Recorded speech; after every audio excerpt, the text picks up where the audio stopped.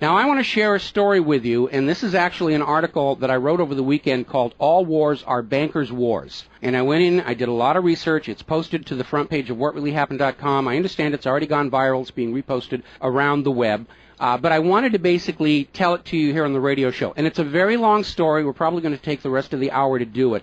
But it's something that you need to understand, that all of these wars and assassinations that we're told are crazed lone nut assassins or weapons of mass destruction or bringing democracy, all of them track back to the private central bankers as the initiating event. And the more you study this, the more you will realize all the wars are wars for the bankers, for the private central bankers. And I know a lot of people are going to have difficulty comprehending this, just how many of these wars we have fought as a nation were fought for no other purpose than to force private central banks onto nations that did not want them. So we're going to have a few examples so you understand why at this particular time in history the United States government is mired in so many wars against so many foreign nations. And there's plenty of precedents for this. Now, going back to the beginning, the United States fought the American Revolution primarily over King George III's Currency Act, which forced the colonists to abandon their own government-issued currencies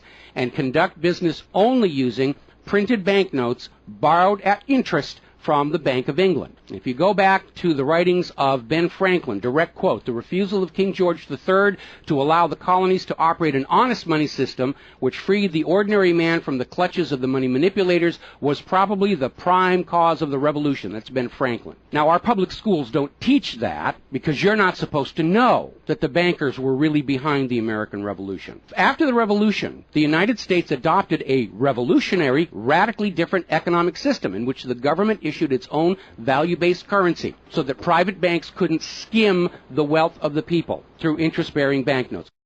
So the American Revolution was fought primarily to free the American people from King George III's Currency Act, which ordered them to conduct all business using printed banknotes borrowed at interest from the Bank of England. So the Bank of England was just, raking in wealth from the labor of the American people in exchange for ink and paper. And that fueled the anger that led to the American Revolution. Your public schools don't spend a lot of time on that, but that was really what it was all about. So the revolution was over, the United States was born, but the private bankers are nothing if not dedicated to their schemes to acquire other people's wealth, and they knew full well how easy it is to corrupt a nation's leaders. Now, just 1 year after Mayor Amschel Rothschild had uttered his infamous, "Let me issue and control the nation's money, and I care not who makes the laws," private bankers succeeded in setting up a new private central bank called the First Bank of the United States, largely through the efforts of the Rothschilds' chief supporter in the United States, Alexander Hamilton. Now, this First Bank of the United States was founded in 1791,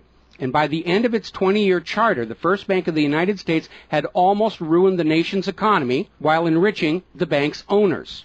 As a result, Congress refused to renew the charter and signaled their intention to go back to a state-issued, value-based currency on which the people paid no interest at all to any banker. This resulted in a threat from Nathan Mayer Rothschild against the U.S. government. Quote, "Either the application for renewal of the charter is granted, or the United States will find itself involved in a most disastrous war." End quote. Congress still refused to renew the charter for the First Bank of the United States, whereupon Nathan Mayer Rothschild railed, quote, "Teach those impudent Americans a lesson. Bring them back to colonial status." End quote. Financed by the Rothschild-controlled Bank of England, Britain then launched the War of 1812 to recolonize the United States and force them back into the slavery of the Bank of England's banknotes, or to plunge the United States into so much debt they would be forced to accept a new private central bank. And the plan worked.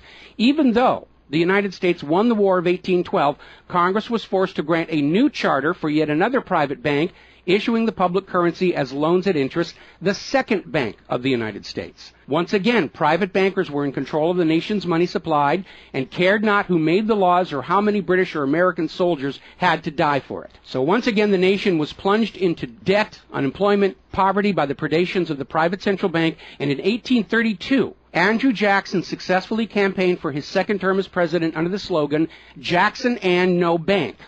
True to his word, Jackson succeeded in blocking the renewal of the charter for the Second Bank of the United States of America. And this was where that famous quote came from Andrew Jackson. Quote, "Gentlemen, I too have been a close observer of the doings of the Bank of the United States. I have had men watching you for a long time, and I am convinced that you've used the funds of the banks to speculate in the breadstuffs of the country. When you won, you divided the profits amongst you, and when you lost, you charged it to the bank. You tell me that if I take the deposits from the bank and annul the charter, I shall ruin 10,000 families. That may be true, gentlemen, but that is your sin. Should I let you go on, you will ruin 50,000 families, and that would be my sin. You are a den of vipers and thieves. I've determined to rout you out, and by the eternal God, I will rout you out. End quote. Andrew Jackson. Shortly after the charter for the Second Bank of the United States expired, there was an assassination attempt on Andrew Jackson, and it failed when both pistols used by the assassin, Richard Lawrence, failed to fire. Later on, Lawrence explained the motive for the assassination by saying that with President Jackson dead, money would be more plenty. So it was an assassination motivated by the interests of the bankers. Now, our public school system is as subservient to the bankers' wishes to keep certain history from you, just as the corporate media is subservient to Monsanto's wishes to keep the dangers of GMOs from you, and the global warming cult's wishes to conceal from you the fact that Earth has actually been cooling for the last 16 years. So it should probably be no surprise that the financial dimension of the Civil War are not well known to the average American. It's portrayed in our history books and our popular media as an internal dispute over slavery, but in fact it was a war with global implications. When the Confederacy seceded from the United States, the bankers once again saw the opportunity for a rich harvest of debt and offered to fund Lincoln's efforts to bring the South back into the Union at 30% interest. Lincoln remarked that he would not free the black man by enslaving the white man to the bankers, and using his authority as president, issued a new government currency, the greenback. This was a direct threat to the wealth and power of the central bankers, who quickly responded. This is a quote from the London Times following Lincoln's issuance of the greenbacks. Quote, "If this mischievous financial policy, which has its origin in North America, shall become indurated down to a fixture, then that government will furnish its own money without cost. It will pay off debts and be without debt. It will have all the money necessary to carry on its commerce. It will become prosperous without precedent in the history of the world. The brains and wealth of all countries will go to North America. That country must be destroyed, or it will destroy every monarchy on the globe." So, goaded by the private bankers, much of Europe supported the Confederacy against the Union, with the expectation that victory over Lincoln would mean the end of the greenback. France and Britain seriously considered an outright invasion on the United States in support of the Confederacy, but they were held at bay by Russia. A little bit of history most Americans don't understand. Russia came to the aid of Lincoln's Union during this crisis. Now, at that time, Russia had just ended their serfdom system, and they had a state central bank similar to the system the United States had been founded on. Now, free of European intervention, the Union won the war, and Lincoln announced his intention to go on issuing the greenbacks. Following Lincoln's assassination, the greenbacks were pulled from circulation, and the American people forced to go back to an economy based on banknotes borrowed at interest from the private bankers. So finally, in 1913, the private central bankers of Europe, in particular the Rothschilds of Great Britain, the Warburgs of Germany, met with their American financial collaborators on Jekyll Island, Georgia, to form a new banking cartel with the express purpose of forming the third bank of the United States, with the aim of placing complete control of the United States money supply once again under the control of private bankers. Owing to hostility over the previous banks of the United States, the name of this third bank was changed to the Federal Reserve, in order to grant the new bank a quasi-governmental image. But in fact, it is a privately owned bank. It's no more federal than Federal Express. In fact, last year, the Federal Reserve successfully rebuffed a Freedom of Information lawsuit by Bloomberg News on the grounds that as a private banking corporation, and not actually a part of the U.S. government, the Freedom of Information Act did not apply to the operators of the Federal Reserve. So 1913 proved to be a transformative year for the nation's economy. First, with Congress' passage of the 16th Income Tax Amendment and the false claim it had been ratified. Here's another direct quote. "I think if you were to go back and try and find and review the ratification for the 16th Amendment, which was the internal revenue, the income tax, I think if you went back and examined that carefully, you would find that a sufficient number of states never ratified that amendment," end quote. That's U.S. District Court Judge James C. Fox in Sullivan versus United States, 2003. Later that same year, 1913, and apparently unwilling to risk another questionable amendment, Congress passed the Federal Reserve Act over the Christmas holiday in 1913, while members of Congress opposed to the measure were at home. This was a very underhanded deal, as the Constitution explicitly vests Congress with the authority to issue the public currency, does not authorize its delegation, and thus would have required a new amendment to transfer that authority to a private bank. But pass it, Congress did, and President Woodrow Wilson signed it as he promised the bankers he would in exchange for generous campaign contributions. Now, President Wilson later regretted that decision. You've probably heard this quote before, but you're going to get it again. Quote, "I am a most unhappy man.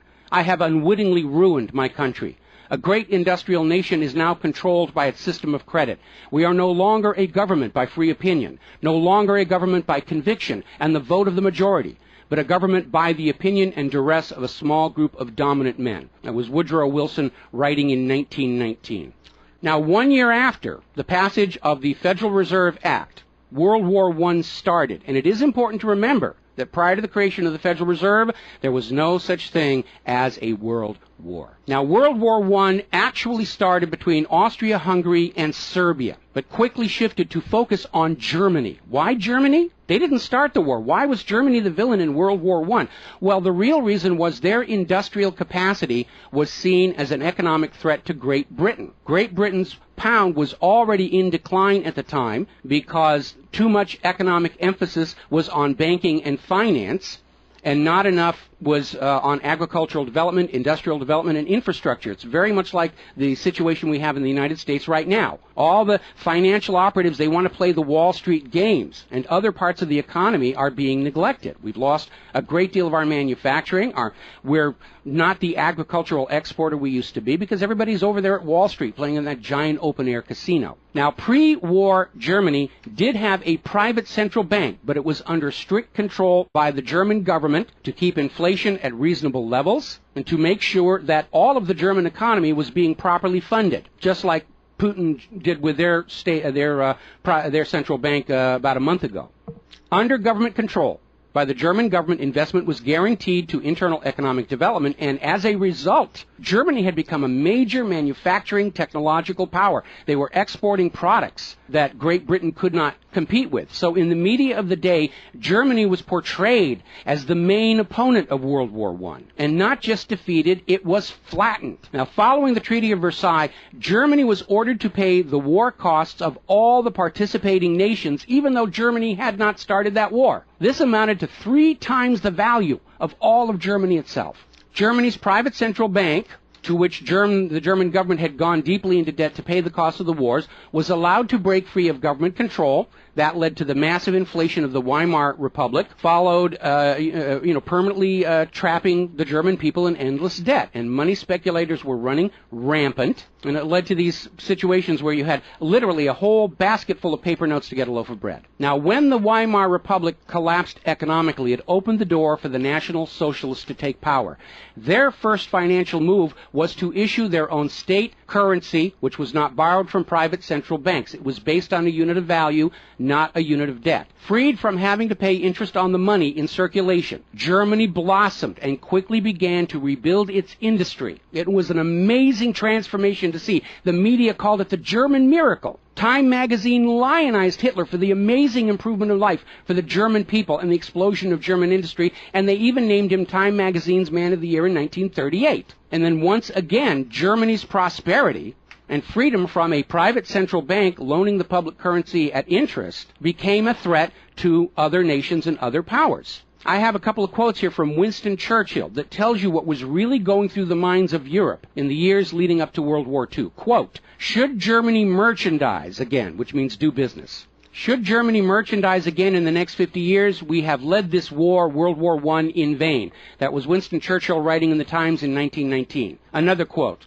"We will force this war upon Hitler if he wants it or not," end quote. Winston Churchill in a 1936 radio broadcast. Quote, "Germany becomes too powerful. We have to crush it," end quote. Winston Churchill in November 1936 speaking to U.S. General Robert Wood. Quote, "This war is an English war, and its goal is the destruction of Germany." Winston Churchill, autumn 1939 broadcast. So it was all about economics and profitability. Now, Germany's state-issued value-based currency was also a direct threat to the wealth and power of the private central banks around the world. And as early as 1933, they started to organize a global boycott against Germany to strangle this upstart ruler who thought he could run his nation without a private central bank. Now, as had been the case in World War I, Great Britain and other nations threatened by Germany's economic power looked for an excuse to go to war. And as public anger in Germany grew over the boycott, Hitler foolishly gave them that excuse. Years later, in a spirit of candor, the real reasons for the war were made clear. Quote, "The war wasn't only about abolishing fascism, but to conquer sales markets. We could have, if we had intended so, prevented this war from breaking out without doing one shot, but we didn't want to." End quote. Winston Churchill to Harry Truman, March 1946. One more quote here.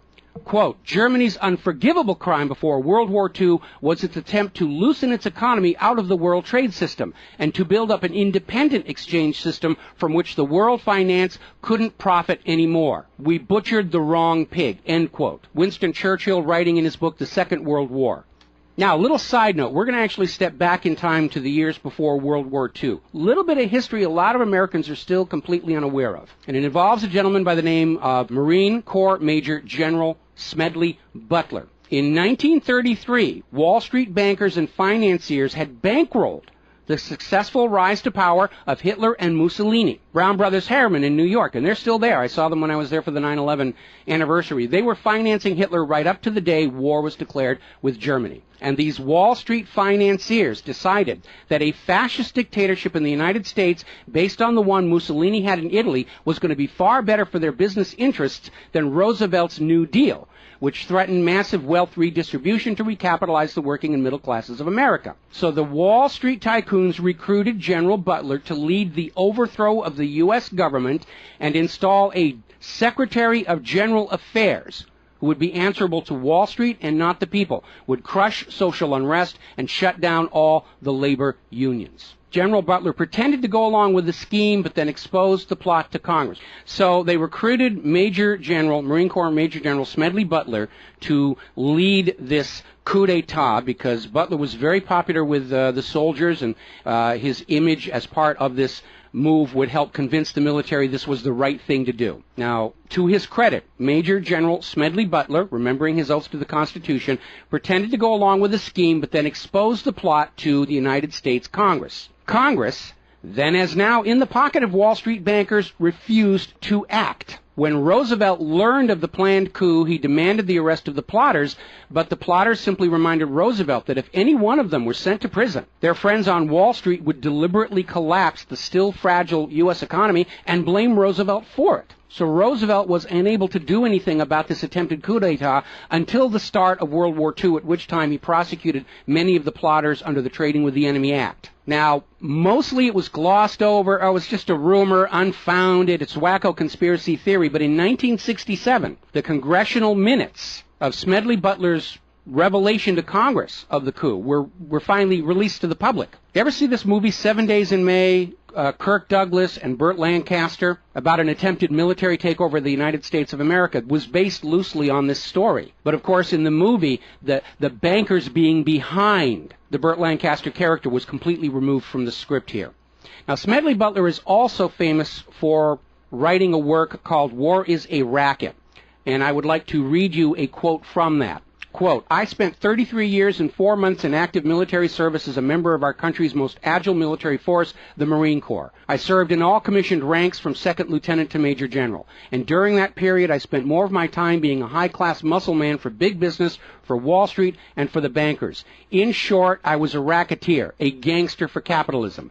I suspected I was just part of a racket at the time. Now I'm sure of it. Like all members of the military profession, I never had an original thought until after I left the service. My mental mental faculties remained in suspended animation while I obeyed the orders of the higher-ups. This is typical with everyone in the military service. Thus, I helped make Mexico and especially Tampico safe for American oil interests in 1914. I helped make Haiti and Cuba a decent place for the National City Bank boys to collect revenues in. I helped in the raping of half a dozen Central American republics for the benefit of Wall Street. The record of racketeering is long. I helped purify Nicaragua for the International Banking House of Brown Brothers in 1909 through 1912. I brought light to the Dominican Republic for American sugar interests in 1916. In China in 1927, I helped see to it that the Standard Oil went its way unmolested. During those years, I had, as the boys in the back room would say, a swell racket. I was rewarded with honors, medals, and promotion. Looking back on it, I feel I might have given Al Capone a few hints. The best he could do was operate his racket in 3 city districts. I operated on 3 continents. General Smedley Butler, former U.S. Marine Corps Commandant, and he wrote that in 1935. So, now moving forward here. As president, John Fitzgerald Kennedy understood the predatory nature of private central banking. He understood why Andrew Jackson fought so hard to end the Second Bank of the United States. So Kennedy wrote and signed Executive Order 11110, which ordered the U.S. Treasury to issue a new public currency called the United States Note. Now, Kennedy's United States notes were not borrowed from the Federal Reserve. They were created by the U.S. government and backed by the silver stockpiles held by the U.S. government. It represented a return to the system of economics the United States had been founded on, and it was perfectly legal for Kennedy to do so under the Constitution. All told, some $4.5 billion went into the public circulation, which eroded interest payments to the Federal Reserve and loosened their control over the nation. 5 months after signing Executive Order 11110, John F. Kennedy was assassinated in Dallas, Texas, and the United States notes pulled from circulation and destroyed.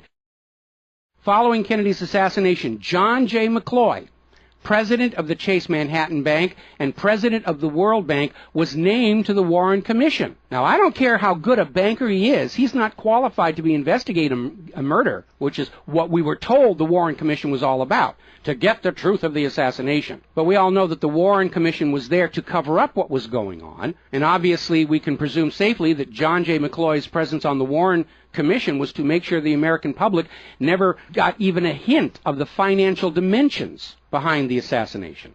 So, as we enter the 11th year of what I am certain future history will most certainly describe as World War III, we need to examine the financial dimensions behind all these wars. Why are we here? Why are our children being killed and crippled? Is this another war for the profit of the private central bankers? And the answer is yes. Now, toward the end of World War II, when it became obvious that the Allies were going to win and dictate the post-war political environment, the major world economic powers met at Bretton Woods, a luxury resort in New Hampshire, in July of 1944, and they hammered out the Bretton Woods Agreement for International Finance. The British pound lost its position as the global trade and reserve currency to the U.S. dollar. There are indications this was part of the price demanded by Roosevelt in exchange for the U.S. entry into the war. Now, absent the economic advantages of being the world's go-to currency, Britain was forced to nationalize their Bank of England in 1946.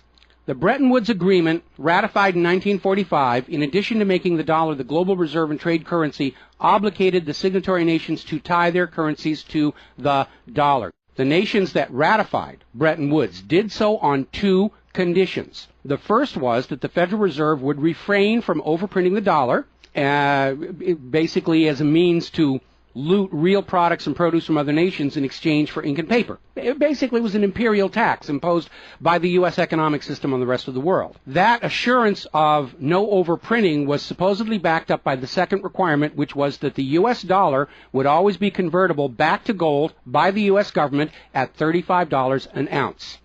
Now, of course, the Federal Reserve, being a private bank and not answerable to the U.S. government, did in fact start overprinting paper dollars, which were sent to other nations around the world, and under Bretton Woods, they had to send back products and produce and raw materials at full value. And much of the perceived American prosperity of the 1950s and 60s was the result of these foreign nations having to send real raw materials, goods, produce, back to the United States in exchange for these little pieces of paper with ink all over them, because they were forced to accept these paper notes as being worth $35 per ounce of gold. Then in 1970, France started looking at this huge pile of printed paper notes sitting in their bank vaults, for which real French products like wine and cheese had been traded, and it notified the United States government that they would exercise their option under Bretton Woods to return all those paper notes for gold at the agreed-upon $35 per ounce exchange rate. The problem was the United States had nowhere near the gold to redeem all those paper notes. So on August 15, 1971, Richard Nixon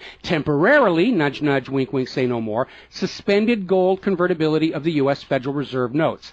This Nixon shock, as it was termed at the time, effectively ended Bretton Woods, and many global currencies started to delink from the U.S. dollar. And it created another problem, because the United States had been collateralizing their loans, money borrowed from other governments and foreign investors, with the American nation's gold reserves. And with the awareness that there wasn't enough gold to redeem all the Federal Reserve notes, lenders to the U.S. were starting to wonder, did the U.S. government have enough gold to collateralize their outstanding debts? Foreign nations began to get very nervous about the loans to the United States, and they were understandably reluctant to loan any additional money without some form of collateral. So what Richard Nixon did is he founded the environmental movement with the EPA and its various programs like wilderness zones and roadless areas and heritage rivers, wetlands, and all these other little different programs, which all took vast areas of public lands and made them off limits to the American people, who are technically the owner of all those lands. But Nixon had no concern for the environment, and the real purpose of this land grab, under the guise of the environment, was to pledge those pristine lands and their vast mineral resources as collateral on the outstanding national debt. The multitude of all these different programs was simply to conceal the scale of the land grab and collateralization of the American people's heritage. And it actually today covers almost 25% of the entire nation, is now locked up by these EPA programs and pledged as collateral on government borrowing. Now, with open lands, available lands for collateralization already in short supply, the U.S. government embarked on a new program to shore up sagging international demand for the dollar. The United States approached the world's oil-producing nations, mostly in the Middle East, and offered them a deal. In exchange for only selling their oil for dollars, the United States would guarantee the military safety of those oil-rich nations. The oil-rich nations would agree to spend and invest their U.S. paper dollars inside the United States, particularly in U.S. Treasury bonds, which would be redeemable through future generations of U.S. taxpayers. The concept was labeled the petrodollar. In effect, the United States, no longer able to back the dollar with gold, was now backing it with oil, other people's oil. And that necessity to keep control over those oil nations to prop up the dollar has dominated America's foreign policy in the region ever since. But as America's manufacturing and agriculture has declined, the oil-producing nations faced a dilemma. Like France, they've got piles and piles of these paper notes and treasury bonds piling up in their vaults, and there really wasn't all that much except real estate they wanted to buy from the United States of America. Europe's cars and aircraft were superior and less costly. In more recent times, America's experiment with GMO food crops has led a lot of nations to simply avoid buying U.S. agricultural exports. Israel's constant belligerence against its neighbors has caused the oil-producing nations to wonder if the U.S. could actually keep their end of the petrodollar arrangement. So oil-producing nations started to talk of selling their oil for whatever currency the purchasers wanted to pay. Iraq, already somewhat hostile to the United States following Desert Storm, demanded the right to sell their oil for euros in 2000. In 2002, the United Nations agreed that Iraq had a right to sell their oil for euros under the Oil for Food program. 1 year later, 2003, the United States reinvaded Iraq, lynched Saddam Hussein, and placed Iraq's oil back on the world market, only available for U.S. dollars. Now, the clear U.S. policy shift following 9/11, away from at least attempting to appear to be an impartial broker of peace in the Mideast to one of unquestioned support for Israel's aggressions, only further eroded confidence in the petrodollar deal, and even more oil-producing nations started openly talking of trading their oil for other global currencies. So over in Libya, Muammar Gaddafi had instituted a state central bank and a value-based trade currency, the gold dinar. Gaddafi then announced that Libya's oil was for sale, but only for the gold dinar. Other African nations, seeing the rise of the gold dinar and the euro, even as the U.S. dollar continued its inflation-driven decline, flocked to the new Libyan currency for trade. This move had the potential to seriously undermine the global hegemony of the dollar. French President Nicolas Sarkozy reportedly went so far as to call Libya a threat to the financial security of the world. So the United States invaded Libya under the guise of supporting a popular rebellion. They brutally murdered Gaddafi, apparently because the object lesson of Saddam's lynching had not been enough of a message, imposed a private central bank, and returned Libya's oil output to dollars only. The gold that was supposed to be made into the gold dinars, as of the last report I could find, unaccounted for. Now, according to General Wesley Clark, the master plan for the dollarification of the world's oil nations included 7 targets: Iraq, Syria, Lebanon, Libya, Somalia, Sudan, and Iran. Venezuela, which has started selling their oil to China for the yuan, seems to be a late addition. What is notable about those original 7 nations targeted by the U.S. is that none of them are members of the Bank of International Settlements. This is the private central banker's private central bank located in Switzerland. That meant that those 7 targeted nations were deciding for themselves how to run their nation's economies rather than submitting to the international private central bankers. Now, of course, the bankers' gun sights are on Iran, which dares to have a government central bank and sell their oil for whatever currency they choose. The war agenda for Iran is, as always, to force Iran's oil to be sold only for dollars and to force them to accept a privately owned central bank. Now, you have been raised by a public school system and a media that constantly assures you that the reasons for all these wars and assassinations are many and varied. We're bringing democracy to the conquered lands. We hear that a lot when actually the U.S. hasn't. The usual result of a U.S. overthrow is the imposition of a pro-business, pro-Wall Street, pro-U.S. dictatorship. Good example, the 1953 CIA overthrow of Iran's democratically elected government of Mohammad Mossadegh and the imposition of the Shah. Or the 1973 CIA overthrow of Chile's elected government of President Salvador Allende and the imposition of the dictator Augusto Pinochet. Another one of the excuses we'll get is we have to save the people from a cruel oppressor. That's the one they're using in Syria right now. Revenge for 9/11. That was a big one going into Iraq. And then later on, President Bush was caught on video saying, no, Iraq had nothing to do with 9/11. And behind all of them, that tired, worn-out, catch-all excuse for invasion, weapons of mass destruction.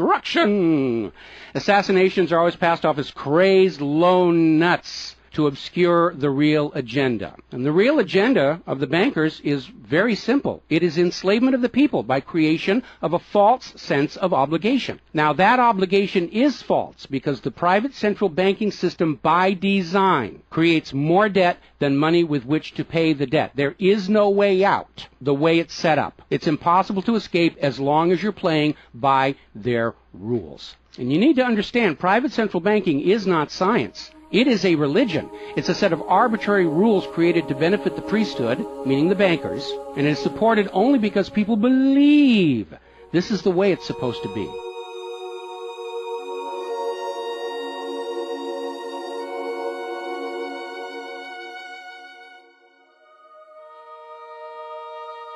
It is a religion.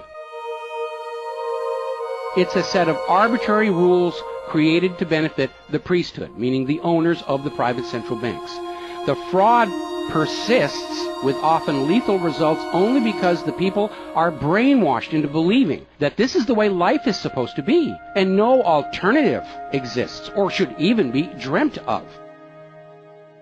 Now, this same approach, the same brainwashing, was true of 2 earlier systems of enslavement, rule by divine right and slavery, both systems built to trick people into obedience, and both now recognized by modern civilization as illegitimate. So now we are on the verge of a new era in history where we will recognize that rule by debt, rule by private central bankers issuing the public currency as a loan at interest is equally illegitimate. It only works as long as people allow themselves to believe that this is the way life is supposed to be. But you need to understand something that's the core of the issue. Private central banks do not exist to serve the people, the community, or the nation. Private central banks exist to serve their owners, to make them rich beyond the dreams of Midas, and all for the cost of ink, paper, and the right bribe to the right official, and the occasional assassination. But behind all these wars and all these assassinations, the 100 million plus horrible deaths from all of these wars, lies a single policy of financial dictatorship. The private central bankers only allow rulers to rule, only on the promise that the people of a nation be enslaved to the private central banks. Rulers who do not go along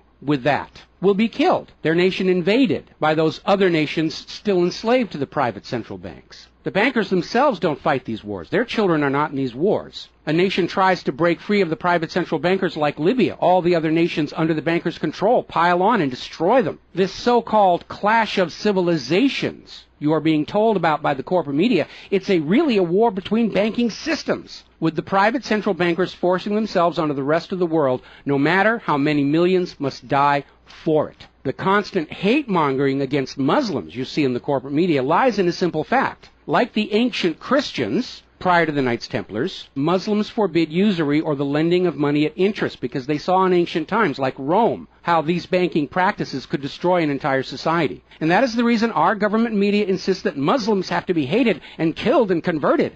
They refuse to submit to currencies loaned at interest. They refuse to be debt slaves.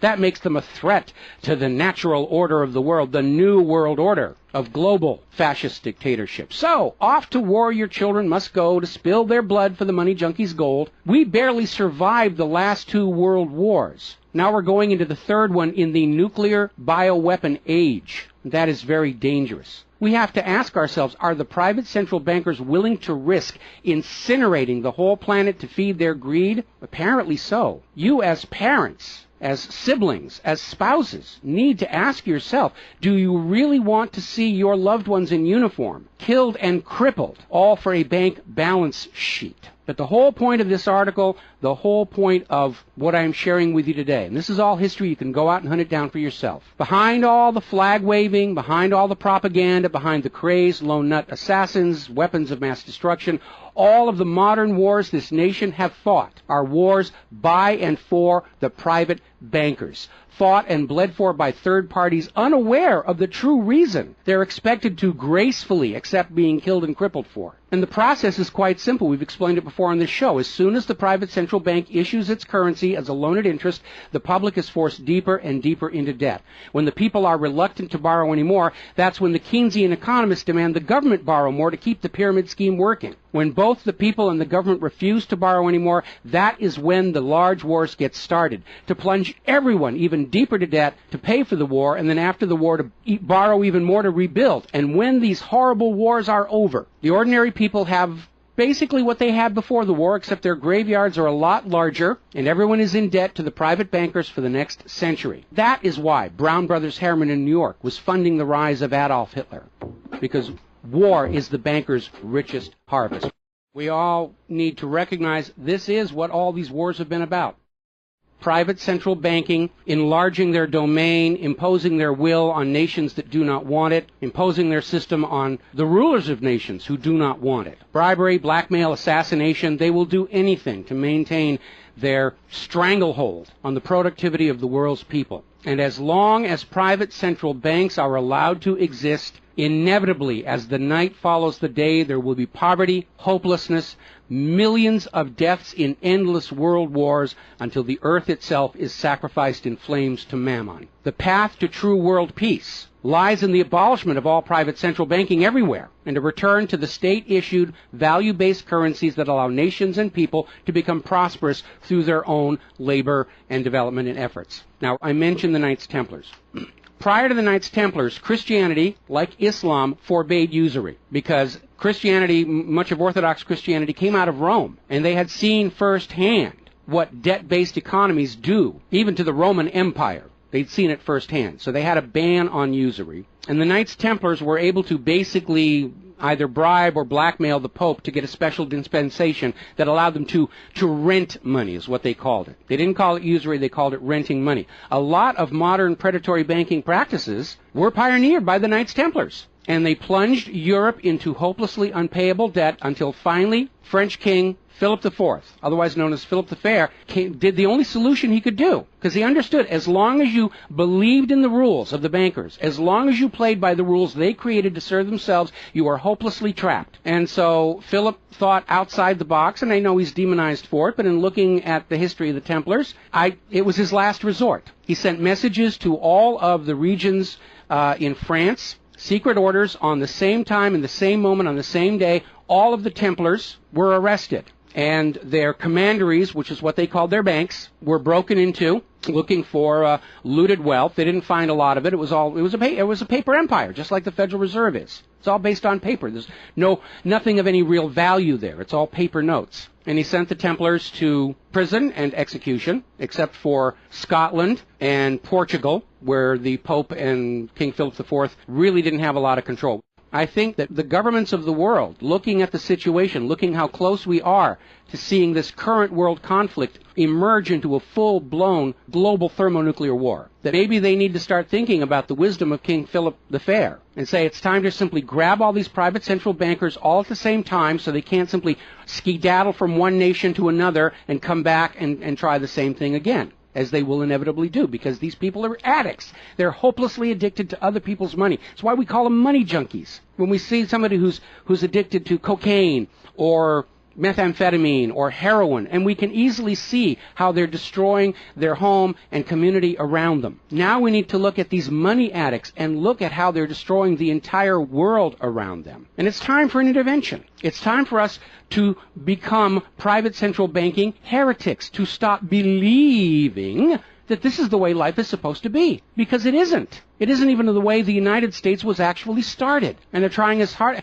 Look at the destruction of our nation. We used to be the world's greatest nation. Now the most generous estimate is we're down to number 16 and still falling. And yet, despite the destruction to our nation, its infrastructure, its children, its quality of medical care, the quality of its manufacturing output, we still are compelled somehow to go out and force this same banking system onto the rest of the world at the point of a bayonet. Does that make any sense at all? Not to a rational human being. To a money junkie, yeah, it's perfect. But we're really at a crisis point in history. And the first step to resolving that crisis, to not let it go any further into a potential nuclear war, is to recognize that private central banking, ruled by manufactured illusion of debt, is no more legitimate a system of governance than rule by divine right or rule by slavery. We all need to recognize the true cause of all the pain and suffering and wars. It's not the terrorists, it's not Al-Qaeda. These are just distractions and set pieces put in front of your eyes so you can't see the very clear pattern behind much of modern human history. It's a war of banking systems, with the predatory private central banks seeking to eradicate any nation and any ruler that would dare try and operate their economy outside the control of the private central bankers. That's the real cause for the war. Is it something you're willing to fight and die for, to support these private central bankers? Is it something you're willing to let your sons and daughters and brothers and sisters be blown to bloody bits for, so the money junkies can have their latest fix, just a little tiny bit more gold or a little larger number on the bottom of that brokerage statement, so they can have today's thrill, their fix of money that is bought with the blood of your children? I don't think so. But the time has come to point out what really is the cause of all causes behind all the wars and suffering that our planet is having to endure and our people are having to endure. The common enemy of all humankind are private central banks issuing the public currency as a loan at interest. And as history will show, they will do anything, up to and including global wars, to keep their lock on yours and your children's future economic well-being and productivity. We're not a free society. Media will tell us that we're free, but we're not free. We are slaves. Our slave chains are made of paper, and that paper is the Federal Reserve note. Too few of our leaders have tried to stand up to this system of enslavement, usually with lethal results. But if all the people of the world at the same time stand up and say no more private central banks, it will come crashing down, just as slavery did, just as rule by divine right did, and then we'll be embarking on a new era in human history, where the emphasis on social development is on the people and not on the money junkies.